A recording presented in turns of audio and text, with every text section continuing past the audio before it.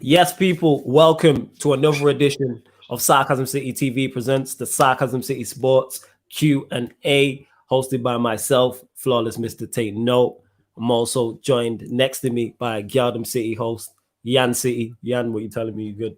Yeah, fine. We literally just did Sarcasm City as well, you get what I'm saying? Shout out, Lows are in the building also. And Tox, what you saying, fam? What's going on? I'm deviled, fam. Yo, fam, so am I. Go on, tell me. Tell us your pain in it. It's just tough, man. It's like you don't want to lose to Arsenal, innit? Facts.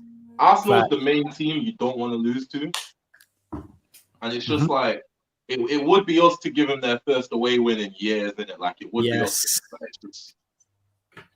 It's Exactly. That's exactly my feelings on it. Yeah, it's just absolute shite. You know what I'm saying? Like, it's annoying. They're on social media, their fan base is the only one close to ours in terms of being shameless. So losing to them is the worst. Like I said, my DMs have been going nuts. They're worse than Twitter us. timeline or Facebook or Gram because you know there's just gonna be hella memes. Their fans are worse than us, innit? Yeah, so it's like 1000%. oh yeah, without question. So yeah, people, if you've not seen the show before, this is just the sports Q&A. So you can ask us questions on anything sports related. So it doesn't have to be Manchester United. It can be Manchester City. It can be other teams. It can be past. It can be present. It can be other sports. It can be boxing, UFC. Yan City, she a cricket fan like me. It can be cricket. Whatever question you have, you know what I'm saying, we will ask in it. But go on, Tox. Give us a Tox take, fam, from the weekend, innit?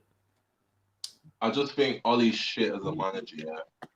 And all the usual issues we have with him is just showing the head again. You get me? It's like, all right, we're saying change the formation, but like it's not just change the formation and vibes in it. Like there has to be a plan behind it. It's not just pick the players in those positions and then that's it in it. Like there has to be a plan. And like whenever a change needs to be made, yeah, whether it be halftime formation needs to be changed. Like he's just slow in it to react. He need to make a sub. He'll never make a sub before 60, 65 minutes. You get me? It's just he's just bad front to back. He's bad in it. Like he's just not a good manager in it. Like yeah, he's had some good results recently, but it's easy for the players to get up for those types of games, in it. But like when it comes to seeing what Ollie can do to change things and actually like earn his wage, he never does it. You never see him make a change, and it you get me? It turns the game on its head. Like yeah, he brought Rashford on and Fernandes against Leipzig, but you get me? That's not a tactics thing, innit? It turns the game on its head. Like, that's not a tactics thing, innit? Like that's just bringing on a player with pace when they're tired, innit? Like that's not something that's intended to get me. It's like giving him no credit, yo. We don't ever see what he does to earn his wage, innit? It's like, what do you do, innit? When do you ever change a game? When do you ever say, right, Ollie's changed something here and it's worked, innit? It's I get your point. Very rare. I get your point. Bean Tear says, Tox, what do you think of Anderson Silva retiring, and do you see him as one of the GOATs? He's definitely an innovator. He's definitely one of the best ever, but he's not the GOAT, innit? He's not the GOAT. That's John Jones, innit? So, yeah, he needs to retire because he's old as hell. And you don't want to get to a point where man are just taking L's for no reason, innit? Like L's that he wouldn't have took 5-10 years ago, innit? That's one of the reasons I don't want Floyd Mayweather to come out of retirement and fight again. It's like you're gonna get to the point where you start taking L's and you tarnish your record for no reason, innit? So I hope he stays retired and it's like, yo, get your flowers and bounce, innit? Yes. Yeah, spot on. Yeah, you right. Georgiev here says, I get Pogba made the mistake, but what is he even doing in that position on the pitch? You know what, Yancy? We're gonna cross this one over to you. Give us your thoughts on it. Look at you smiling. What a prick. Well, I think he lost the ball prior to the tackle that he made, innit? So I think he was trying to redeem himself, but obviously got it wrong. And then it was a pen. But I don't know. I think from a personal point of view. Close the door as well. Yeah, push that in. Sorry. From a personal point of view, Arsenal played really well. So it was a good game. That's probably the best I've seen Arsenal play in a while. Yeah, Arsenal played very well. So even though United weren't great, Arsenal were. So I don't know. I'm not going to say great. They was great defensively. But Yeah, they missed a lot of chance going forward, yeah. There was a prime Jose team in it. They look like prime Jose. Yeah. Yeah. I hear you. Same question to you. That's Georgiev's Aster talks, isn't it? Pogba needs to sit down for a bit. I don't know what's going on with him this season, but he's literally 100%. He's looked poor since this season started, innit? I don't understand what his issue is. I don't know what's going on. Obviously, he had corona and whatnot, but every game he's played, he's looked out of sorts. And it looks like Solskjaer's just freestyling. He's on the left. He's like, I don't know. You get me? Even when he changed to the 4-2-3-1, Pogba's on the left of it, and it's just like, I don't know what's going on in it. I don't know what's going on, but he does need to sit down for a bit in it. Like, he needs to just be out of the team for a bit in it. Obviously, he's not been starting, but he needs to stay not starting in it. Nah, I hear what you're saying in terms of like Ollie to shout out my Don Saeed, Ollie gonna freestyle. But yeah, when I see him left of a free, it's kind of like you're just trying to shoehorn players in to have players in, like play players. I'm always like, managers irritate me with that. And this isn't just what's it called, just Ollie. Play players in position. If you have an attacking midfielder, play him as an attacking midfielder. Same way if you have a defensive midfielder, play him as a defensive midfielder. If you have a player who plays wide left, play him wide left. It's really square pegs, square holes in it. It's really that simple in that. But for whatever reason, people like to complicate it and that. It's like, I think I agree with you though. You made great points on that. Pogba needs to sit down in terms of, because I don't know what's going on. I don't know what's happening. All this, like, can Pogba and Bruno play together? Like, if we would have bought, say, Thomas Partey, they can now play together, you get me? Like, it's not tough, it's not difficult, innit? Like, you have to play Pogba in all these different positions because we don't have the defensive midfielder for it, you get me? Like, so, I don't know, man. It's this manager, innit? Like, his decisions are wild to me, I hear that. Beans here, he makes this. So he says, lack of leaders on the pitch, and Pogba doesn't want to be at United. Go on, Tux. I'll let you respond to that, even though it's not a question. Just give us your thoughts. He said multiple times he does want to be at United, but he wants to be at a successful United that are doing things and going places, innit? Like, imagine, I've said this bare times, innit? And obviously it's a bit better now, but imagine you're Paul Pogba and you're coming to United, and the defenders behind you at one point are fucking Phil Jones and Chris Smalling, and the attacker above you is Lukaku and he can't control the ball, and your option out to the left is Luke Shaw, you get me, and your option out to the right is Ashley Young. It's like, how would you feel in it if you were surrounded by these players in it? You would not want to be here either in it. And it's not, he's always been made the scapegoat as well. And it's not down to Pogba in it. It's higher than that in it. So I understand why he'd want to leave in it, but he's always said he wants to be here, but he wants it to be competitive. He wants to see that the right things are being done. And he got sold a dream when he came to the club, and what he got sold has not been delivered on in it. So I understand why he wants to bounce in it. I get it. I understand. Like I said, I understand it. Yancy, same to you. Thoughts on what Beans has said? If I was him, I'd want to bounce. Wow. For obvious reasons. But I think it's just, I think every player, people try and make out like players don't care about, winning everything, but they do. Ultimately, that's what they're judged on. When he retires, it'll be how many Premier Leagues did he win? If it's none, like Gerrard, he's gonna get stick for that. So, it's the same with City. Obviously, like some of our players are at the age now where they want to win the Champions League, and if we don't look like we're gonna win it, they will want to leave. So, and our fans understand that. Do you know what I mean? So, I don't know. I think he was on the brink of winning the Champions League. He was on the brink of winning the Champions League. You got to remember the team he came from, innit? Like, he was like prime Juventus.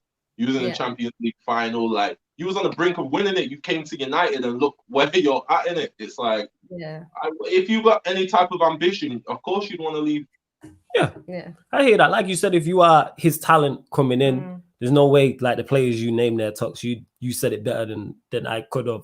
It's like you want quality around you. And then, like, look at the managers he's worked under. Mourinho, who we all know Mourinho's issues. And after that, you get man who has no credentials for this job. Like, we spoke on the Sarcasm City podcast about Boris not being good enough for his position and not having the credentials. Ollie has zero credentials for this job as a manager because he's done nothing as a manager. He's done nothing as a manager. As well, like the coach is in it. I said this last episode. It's like, what can fucking Kieran McKenna tell Paul Pogba, fam? Like, you can't tell me nothing about anything in it. Like, why should I listen to you or Ole Gunnar Solskjaer about anything in it? Like, you can't tell me about anything really and truly. It's just like, top to bottom, it's just fucked, innit? Like, yo, it's hard being a United fan, you know. Yo, it's tough, like, man. yo, it's really tough, innit? Like, yeah, it's not even funny. Yeah? Like, yo, it's tough, man. At half time, yeah, my son was watching it with me. I sent him away, and I was like, yo, you can go play or do something in it, because I knew where it was going. You knew where it was heading. Knew where it was heading. Didn't want to have to watch that. Now we bring a Liverpool fan in. It just gets worse. It's great, isn't it? It's great, isn't it? Are you enjoying this, isn't it? Yo, Tox, I'm suffering like you, innit? Like, I'm flat. Like, yeah, like I said, I'm Sarcasm, man. Yo, man, like, imagine that, yeah. At half time, I need to tell my son to bounce and go do something else because I don't want him to have to watch this. I know where it's headed, innit? This is going to be hell, innit? Go do something elsewhere, innit? Yeah. All right, Stro. Give your thoughts on what Beans has said, and then we'll get to the other questions as well. But yeah, we'll start with this one. I'm probably rumbling in that. Go on. I got stick off you from a third eye view months and months ago around this comment and around this. I said United lack leaders all over that pitch. Specifically, I called out 2 certain players, and I basically said, you look at City when they had company, he set the standard, he set the example. Everyone that was coming into training, they had to reach a certain standard, otherwise it wasn't acceptable. You see it in the Prime documentary when they get beat to United and how fuming he is and how he demands more of his players. I look at United, I don't see that in the changing room. I just don't see that kind of character. I don't see that kind of experience. I don't see that kind of a leader. You look at us. Henderson's that for us. He's not the best technical player, I know that. He's not the best midfielder in the world, but my God, he's a leader. He's the best captain we've had in God knows how many years. And I love Steven Gerrard, but he's a leader. And that's a very big statement. Here's the thing, though. Okay, so let me tell you this. If you put a prime Steven Gerrard in this team, you'll do so much better. Yeah, no, I agree with that. But I'm just making sure. But I was just making sure. I didn't know how wild you was going with it, so I was just making sure that's all in it. But yeah, go on. No, because this is what I mean is if you look at Gerrard wasn't the vocal leader. We had Carragher. Gerrard was the leader where he set the example. Do you know what I mean? You've got 2 different kinds of captains. You've got the vocal one who demands of the players, and then you've got the one that sets the example with the style of play and the way that they play. That was Gerrard. Gerrard was never the vocal leader. We had Jamie Carragher for that. Jordan Henderson, if you watch it, especially now with the fact there's no fans, he never stops talking. He's screaming at everyone. Even when Van Dijk's on the pitch, he's screaming at him, you need to do better. He's demanding of his players. I watch United. Back in the day, you had Roy Keane. You had leaders in every position. Rooney was a leader. Van Nistelrooy was a leader. Van Persie was a leader. There was times where we had like 4 different captains, isn't it? It's like this is what I'm saying. Neville was captain. Rio could have been captain. Vidic was captain. Evra has been captain. Like we had like 5 captains on the pitch at one time, innit? This is what I'm saying, and I look at you now, and I just don't see that. Like McTominay, like he should have come off today. He should have been one of the first ones to get hooked. Well, he really should have. But here's the thing that goes into like the reason why we was going back and forth about this from a third eye view. Yes, having leaders is vitally important in football, but it starts with quality. You can have the best 25-man squad and they're all leaders. But if the quality is not there, it don't matter. You still ain't going to win anything. You still need to add the quality into that. And United lack quality. We know this. Like, yes, our attacking players is fine. But if you look at our fullbacks going forward, for instance, Fred, all right, Fred's been better, but Fred, I've said this, very good player in that, but you have to play him with another DM and it unbalances the side. McTominay can go in there and do a job. But if you're trying to win titles, these man ain't first 11. And then you add in the manager as well. You could have leaders with this and have all the quality, and this guy would still mash it up. Yeah, but flawless. Because he's not good enough. So that's why I give it pushback, because I'm like, all right, let's get the quality in there first and then go from there. Yeah, but the problem is, and this is why what I've been trying to explain to you is I've been in this process. I've been down this road. I've been watching Liverpool go through the redevelopment and have to change everything in the squad to try and go back to the heights that we used to be. It's a long road, but the problem is it's all well and good saying we need to go get the quality. Look at your transfer windows. Apart from obviously the one where you got Wan-Bissaka and Maguire, the targets haven't been there. Mourinho wanted his targets, Van Gaal wanted his targets, and he's never got them. So that's the issue. So then what do you turn to? They got their targets. I can name about 4 or 5 targets, like Boateng for one. Mourinho wanted him. Sancho was the big one this summer. the fact that you then having to turn to Edison, the fact you then having to turn to Edison Cavani, last ditch just makes it look like it's a panic buy, and that's the issue with Manchester United. United should be held at such a high standard. You're the biggest club in the world. Why are you not going out and blowing teams out in the transfer market? Yeah, Manchester City have got unbelievable money, but you're Manchester United, and this is my problem. I've watched Manchester United dominate, and I understand what Flawless is saying with regards to you need to get the quality in there, but there's games where the quality is not going to be there, and you need leaders on the pitch. You need someone to just take the game by the scruff of the neck and drag you over the line. And I look at that game today, if you had leaders and you had men who were stood there and be counted for, you could have probably got a result out of that today, regardless of the quality. And that's my issue with United at the moment. I don't think no amount of leaders on the pitch are going to change the setup that we're in and make us prosper in it. Unless you've got a leader like, you would have had some players that would be like, put what the manager's saying. I'm going forward here. I'm doing this. I'm doing that. They'll take control on the pitch and kind of be like a on-pitch manager. You get me? We don't have that anymore with this generation of players, innit? I don't think you have that anywhere too much. So it's like, whether we have leaders or not, with this manager and the systems that he plays and the decisions that he makes, I still don't think that's going to make a difference to what's going on in it. Like like long term, it doesn't make any difference. But when you start breaking it down to individual games, today's the prime example. And what I'm saying is, if you have someone in your team that takes the game by the scruff of the neck and just takes control of it, regardless if the quality is not there, you can probably nick a result. And this is what I mean. You're in a rebuilding process. It isn't going to be sweet for 1-2 years, could be 3 years. We don't know how long it's going to be. Obviously, you hope it's not going to be as long as us. I don't think it's going to be as long. It's going to be longer than that. No, but you know what I mean. though. Like you're going to have ups and downs. I know what you're saying. But this is where you need to start looking at the board and just being like, well, wait a minute. You can tell that something's not right here. Why is Ollie not being looked at? Ole Gunnar Solskjaer should not be the manager for Manchester United. I said this for God knows how many long. Yeah, obviously, you might know this anyway. I say this and get stick. You know what I'm saying? Go on, Tox. How do you like? All right, so Stro, you manage in it. So when you watch Ole Gunnar Solskjaer manage and play games, what's your opinion of him as a manager? I'll go back to the Sevilla game, and I made this point from a third eye view. If you look at their goal that they scored, he should have been braver. Rashford should have come off, right? Because what was happening is their fullbacks were bombing forward. Rashford wasn't 100% fit. He wasn't tracking the man. In a game like that, he's not quality, but you need someone that's going to work. If you brought Dan James on at that point, he's going to work his arse off, and he probably stops that cross. And you can nick a result then. His in-game management, to me, at times is non-existent. I seen in the first 10 minutes today that McTominay playing in that diamond on the right-hand side did not look comfortable. He was tucking in far too much. And you were just making life easy for Tierney, Saka and Aubameyang down that side. So you either change the system instantly or you do what other managers have done. Look at Bielsa when he went to Aston Villa. 20 minutes in, he takes his central midfielder off and brings someone on because it wasn't working. And you put Van der Beek on in that system, who can play on the right, who can keep control of the ball, who can probably turn them over a bit and get them on the back foot, because that's what you need to, in the diamond, you've got no width. So you have to then start posing a threat, attacking-wise with your positioning, and that's where you need clever players. So you either put McTominay at the spear of the diamond and put him in the defensive mid, or you don't play him there at all.